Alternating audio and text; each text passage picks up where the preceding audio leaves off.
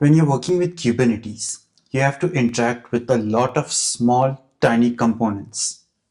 I've already talked about the entire Kubernetes architecture and how that whole thing works. With that, you already have a little bit of an idea that Kubernetes works in an extremely distributed manner. A lot of tiny components working together interchangeably. That's basically the crux of Kubernetes and how it was designed. In today's video, I'm going to show you all those tiny little components which you require for deploying an application workload and making it accessible for end users. Without wasting too much time, I'm going to get started and I'm going to quickly touch upon every single Kubernetes component and how it works. And towards the end of the video, we will see a hands-on demonstration on how you can use Kubernetes CLI utility for creating those Kubernetes components which can deploy and run your application in production.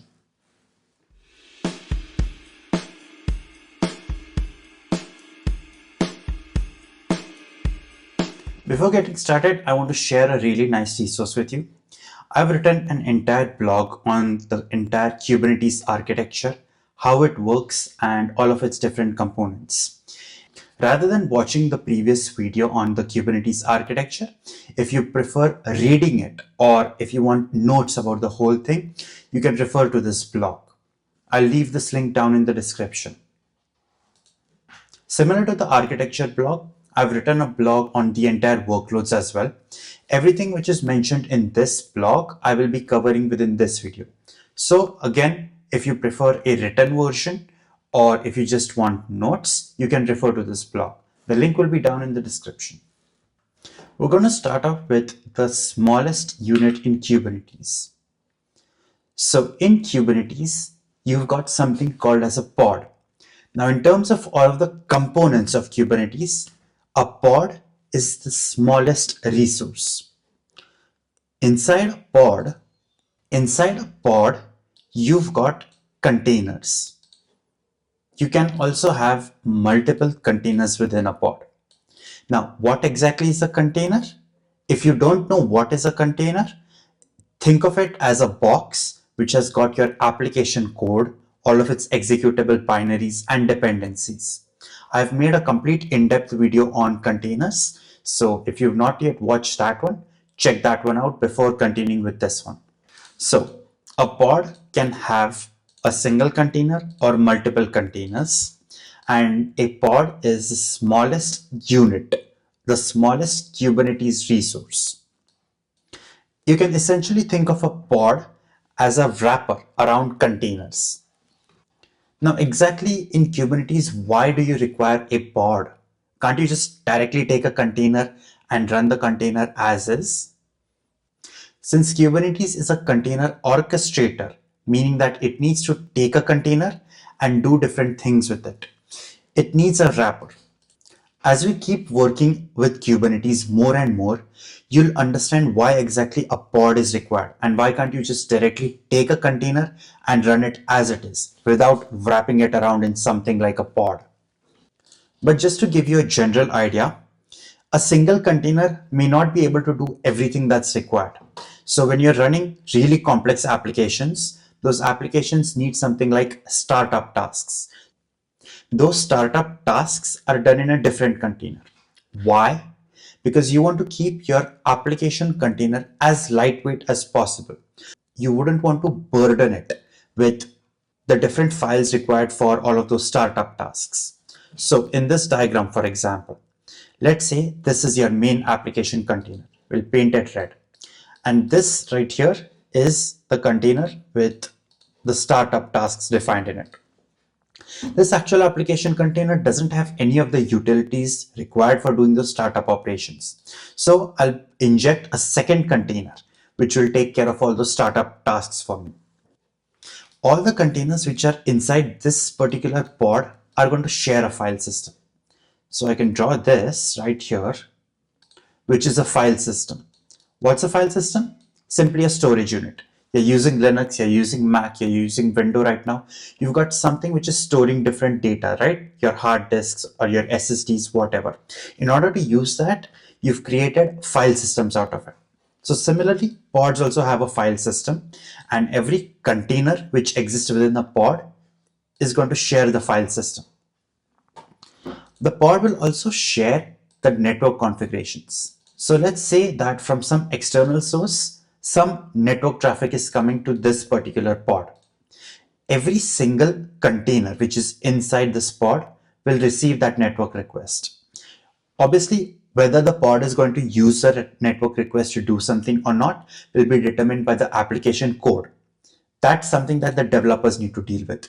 As an operations person, you only need to deal with whether the request is reaching the pod or not, or rather reaching the container or not. One more different use case that I can tell you about why exactly you need pods instead of directly running a container. I told you that this is an application container, right? And this can be any other container. Now, since I want to keep my application container as lightweight as possible, I won't have any monitoring utilities inside it. So I can inject a second container inside my pod, which is going to monitor this application, monitor all of its status like CPU memory usage, network latencies, file system usage, etc. This pod can get that information and send it to an external database where I'm storing all of these metrics. And again, since both these pods can share the same file system, it's easy for this sidecar container to fetch all of that data. Now, when you're running your actual applications, you want to make sure that the application is fault tolerant, which means that if one pod gets destroyed, if this application pod gets destroyed, you want to make sure that your users can still access your application. So for that, what can you do? For that, you can have multiple pods. I have these multiple pods, and if one of these pods goes down, for example, if this pod goes down, I still have these 3 pods to act as failovers for when one of my pods goes down.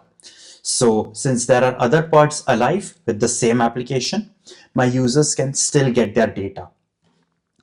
Now, if one of these pods goes down, I will probably have to manually recreate it, right? And that's going to be really tough for me because I'm going to have to constantly monitor it and manually recreate this pod. The way Kubernetes was designed is from an automation perspective. So based on Kubernetes design philosophies, this process of monitoring when the pod gets deleted and recreating it is automated by something.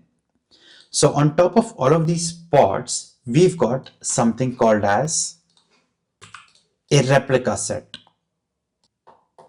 So to automate the entire process of creating and recreating these pods, we've got something called as a replica set. Now, what exactly is a replica set? Within the replica set, I will simply define the state of my pods. So whatever configurations this pod should have, that it should have these containers, it should have so much memory resources allocated to it, it should have this amount of storage to it. All of that settings will be within my replica set. And this replica set will create pods based on the configurations which I have given to it.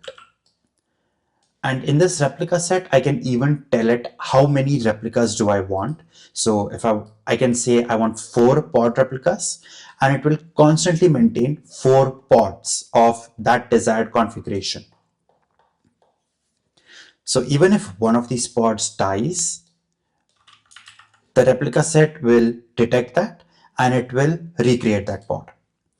If you've seen the entire Kubernetes architecture video, then this replica set is controlled by something called as a replica controller. The replica controller is a part of the controller manager. It's one of the built-in controllers of Kubernetes. The replica controller will constantly observe the state of these pods, and if it doesn't match the desired state, which I've defined in the replica set object, it will recreate these pods. With the replica set, I've got one problem. If I want to upgrade my application versions, I've got one problem with the replica set. I cannot update the configurations within a replica set, which means I would have to create a second replica set, define the same configurations again, it will create my applications of the newer version. Then I'll have to manually delete all of these pods and its replica set so that all my users are using the newer version. Now that simply sounds like a tedious process and it goes against the automation philosophy of Kubernetes. So instead, Kubernetes has this object called as a deployment. Now the deployment acts exactly as the replica set with one key difference. I can update the deployment object and I can change the configurations within it. Once a configuration change is detected in the deployment, it will automatically start recreating the pods. So unlike a replica, I can update my deployment object. Now, a deployment object is going to create a replica set, and that replica set will create my containers, or rather my pods. That much is clear to you, right? Next, you need to worry about networking. By default, these pods cannot talk to anything outside of it. To ensure that these pods can communicate with either each other or the outside world, we've got something called as a Kubernetes service. I'm not going to go too much in depth into what's a Kubernetes service. So for now, all you need to understand that a service is useful for enabling communication within Kubernetes, whether that is pod to pod communication or communication to the outside world.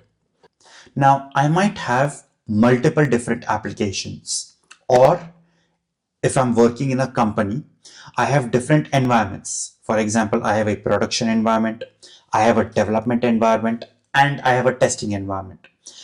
I don't want all of those applications within my production, my testing, and my development environment to overlap. To create a separation between different resources, Kubernetes has a concept called as namespaces. So this entire box which you see here can be one namespace. Similar to that, I can have multiple such namespaces which have their own different Kubernetes objects, Kubernetes services. And this is simply a logical separation. If I wanted, one of the applications in this namespace can still communicate with the applications in this namespace. I would simply have to configure it properly. So namespaces are simply logical separation between resources to properly group things so that things don't become very confusing between each other. Okay, so you've now learned some of the basic terminologies and basic components of Kubernetes. Now let's go ahead and actually create these resources. We'll do some hands-on now. To follow along with these hands-on, you will need one of two things. You will either need a local Kubernetes cluster, and I recommend you use Kind. This is quite a lightweight Kubernetes cluster, and even if you have the weakest hardware in existence today, you'll be able to run a Kind cluster. Alternatively, if you don't want to rely on your own physical system, you can use a cloud playground such as Killer Coda, or if you have AWS or GCP credits, you can provision a managed Kubernetes cluster from there and play with it from there. So for this hands-on demo, I'm going to use a Kind cluster. Before I switch over to my terminal, let me just talk about everything that I'm going to show you how to do hands-on. First, we're going to create a pod. We'll put an Nginx container within the pod and run it. I will show you how to do this in two ways. We'll create a replica set and we'll scale it a little bit. And then we'll create a deployment. And we'll also update the image in the deployment so that you can see how it's useful for upgrading applications to newer versions. And finally, we'll create a simple service which enables communication between the different pods. So first step, since I'm using Kind, is to create a Kubernetes cluster. Now I need to make sure that I have Docker installed and it is running. So I've already done that. So all I need to do is go and create a Kind cluster. I can do that with Kind create cluster, press enter, wait a while, and my cluster will be ready. Once you see this screen, you know that your Kind cluster is ready.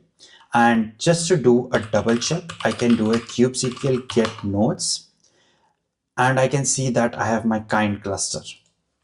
Before I get started with creating containers, let me first show you the namespaces.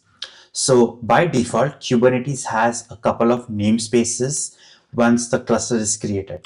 So I can do kubectl get namespaces and I can press enter and I can see that these are all of my Kubernetes namespaces. So by default, all my objects will get created in the default namespaces. Then I have all these other namespaces as well. The kube system namespace is where all of my core Kubernetes components will exist. I can take a look at all of the different pods in the core Kubernetes components namespace, which is the kube system. So I can do a kubectl get pods -n kube system. So these are all of my pods within the kube system namespace. And if I just do a kubectl get pods, it will look at it in the default namespace. And you can see no resources found in the default namespace. So this is how namespaces help you create a logical separation between different resources. That's really useful for resource grouping. If you've got multiple applications or multiple environments, you can separate the applications across those environments or separate the resources of the applications based on what application it is. So create a namespace for one application, a namespace for the other application, and put the relevant resources in just those namespaces. Let's now go ahead and create an Nginx pod. So like I mentioned, there are two ways to do this. The first one is called as the imperative method. In imperative method, I can simply type kubectl commands and it will create that resource for me. Second is called as declarative. The declarative method is where I write my configurations in a YAML file and then I create the resource from that YAML file. First, let me show you the imperative method. So I want to create an Nginx pod, right? So I can simply do a kubectl run Nginx. I can say the name of the image is Nginx and I can simply run this. But first, let me just do a quick recap on what exactly is happening in this command. kubectl, the name of the utility, run Nginx. Here, this first Nginx is simply the name of the container. I can give this any name I want. So for example, Nginx container test.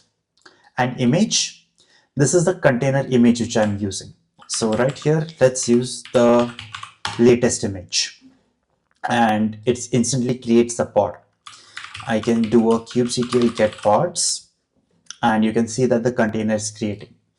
I can do a kubectl get pods -w and I can watch the live status of this pod, how it's going to change. And you can see that it's now running. So I can exit out of this and I can do another kubectl get pods and you can see that this Nginx container, this Nginx pod is now running. Next, let me show you how to make an object declaratively. Now for making a Kubernetes object or any Kubernetes resource in a declarative manner, you need a YAML file. I'm not going to write the YAML file from scratch. You don't have to do that either. I will show you one quick hack for creating a YAML file and how you can configure it. So my previous command was kubectl run this container as test latest. So let me rename this container as declarative creation and I can do a dry run and get the output in YAML. Dry run means that it's not actually going to create this resource. It's only going to show me the expected output which will happen once this command is run. And -o YAML simply means that I want the output of this command in YAML. Now I can run this and I get this entire YAML file. This is my actual YAML file which I can use. Now I want to save it in some sort of a file. So I can use an operator and send it within a file called pod.yaml. And I'll open it up. And here I have my Kubernetes YAML, which I can change as I like. The imperative method which I showed you earlier is very limited in nature. I cannot configure every single thing using just imperative commands. when I run into some sort of a setting which I want to configure, for example, the resource limits and requests, I will need to create this YAML file, make my changes within this YAML file, and then create it. So we have this YAML file. Now let's look at how you can create a Kubernetes pod using the YAML file. So let me exit out of this.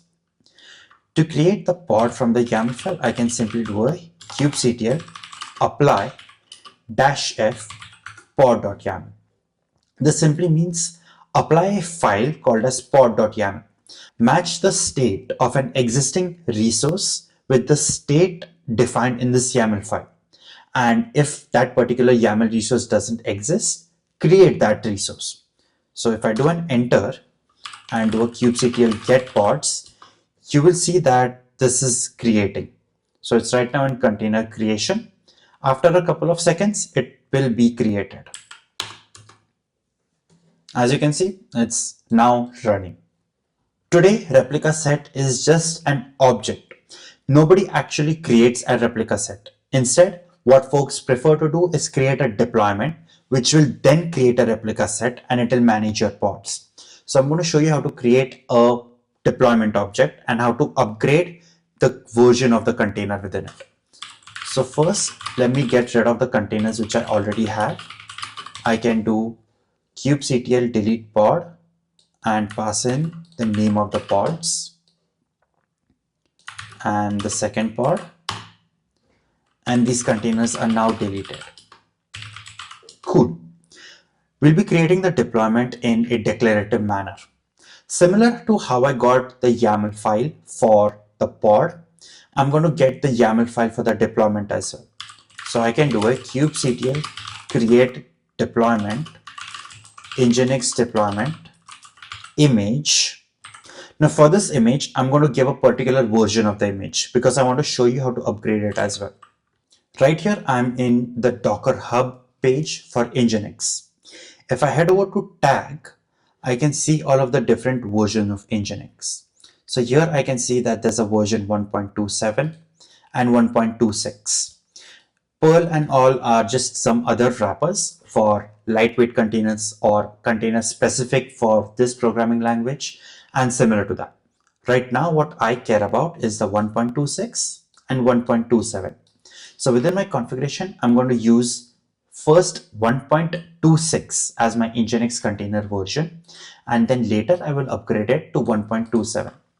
So here I'll give my Nginx version as Nginx 1.26, and I'll give it my dry run -o YAML, and I'll pass it into a file called as deployment.yaml. Now let me open this deployment.yaml, and this is my entire YAML file. So right here, this is my metadata, which is used for identifying the pod. So you can see that I've got the name of the pod, certain labels. Labels are used for matching the deployment to something else. Then I've got my spec. Over here, it's saying that it's going to create just one single replica of this Nginx pod, but I wanted to create, let's say, 5 replicas. And then in the template, this is the template for my pod. Whatever pod will be created will be using this template. And you can see that the image version here is Nginx 1.26. So I'm going to save this and I will create this deployment using kubectl apply -f deployment.yaml. Now you can do a kubectl get deployments, a kubectl get ReplicaSets, and a kubectl get pods. So you can see that first a deployment is created. The deployment is creating a replica set, and the replica set is creating 5 of these Nginx pods. If you notice, these pods have got a random hash in front of it. When we created the pods manually, they didn't have any of these random hashes. These random hashes are just to ensure that the pod has a unique name and it can be created automatically. So I can do a kubectl get pods once more, and you can see that all of my pods are running. I want to check what's the image running inside these pods. So I can copy this pod name and I can do a kubectl describe pod and give the name of the pod. Okay, I made a typo.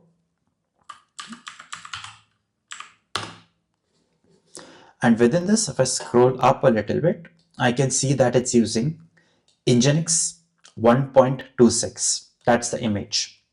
And using the describe command is quite useful for seeing other information of the pod and also for debugging. Now I said I'm going to update the version of the pod. So I've got two ways to do it. I can do kubectl edit deployment and I can edit the deployment which I've created, or I can edit this deployment file and I can reapply it. I'm going to show you with kubectl edit deployments. So first let's get the name of the deployment.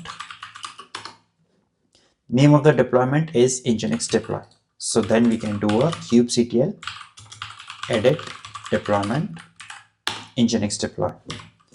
I can search for the image and I'll just upgrade the version to 1.27 and I can save it.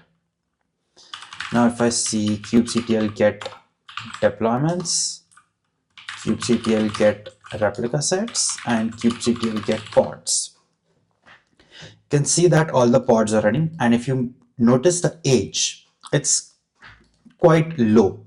This means that the newer version has been created. And even if you look at the ReplicaSets, this is an older replica set. I know that because of the age of the replica set, and it's got 0 pods, whereas this is the new one and it's got the desired replicas. Once again, if I want to make sure that they're running the correct image, I can simply do a kubectl describe pod and give the name of the pod. And here I can see that it's on Nginx version 1.27. So that's how the deployment object works. Now, right now, nothing can talk to these pods. So to enable communication between these pods or between an external entity, I need to create a service. So I will show you the easy way of creating a service. First, let's do a kubectl get service.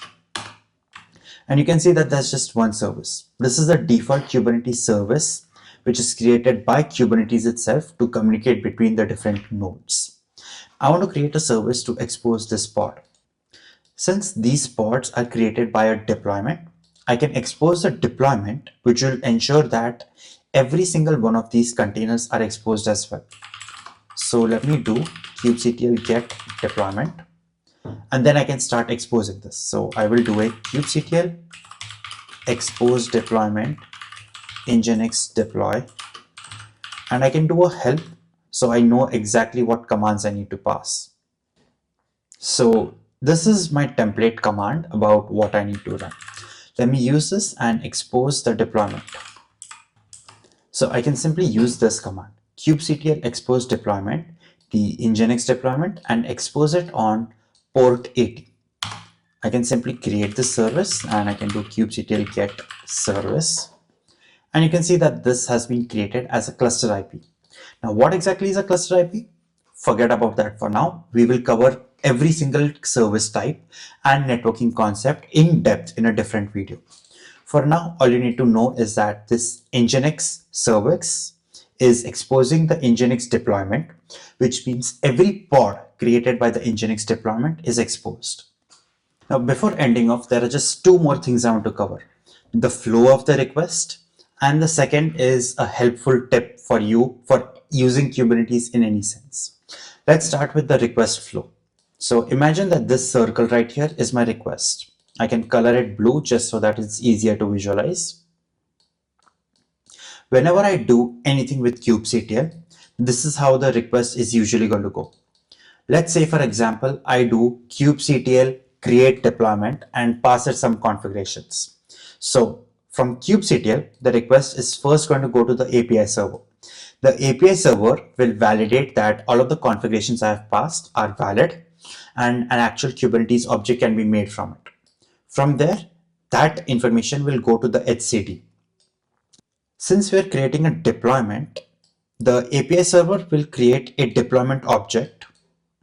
Let me just keep this over here to visualize the deployment object. So API server will create a deployment object. The controller manager will constantly observe the deployment. Next, the deployment will create all of its replica sets, and replica sets will want to schedule the pods. So the scheduler will schedule the particular pods, and then the kubelet on the particular node will start creating the containers within the pod. That's how the entire request flow works in Kubernetes. Now, whenever you're working with Kubernetes, it's really important for you to refer to the documentation. Now, the Kubernetes documentation is really good. So for example, if I've forgotten something about how to create a deployment, I can simply come here, search for deployments, and it will show me the documentation page. And from here, I can copy this YAML, or I can search for a particular deployment related thing, for example, how to scale a deployment, and I can refer to the docs to do whatever I have to. So in your entire Kubernetes journey, whenever you're working with it, please do refer to the documentation as much as possible. It'll help you brush up on your knowledge and make sure that you're not doing something wrong.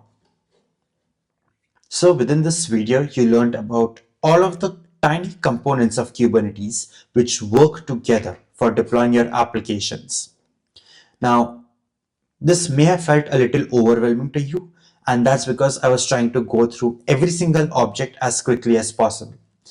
For every single Kubernetes concept, such as the networking services, the different objects, deployments, I will be making videos to explore all of them in depth. So we'll create a deployment, explore it in depth, see all the different configurations within it, how to use it, and a couple of different use cases as well. So for now, you can practice everything that you have learned in this video and get a little bit of exposure to that. So I'll see you folks in the next video.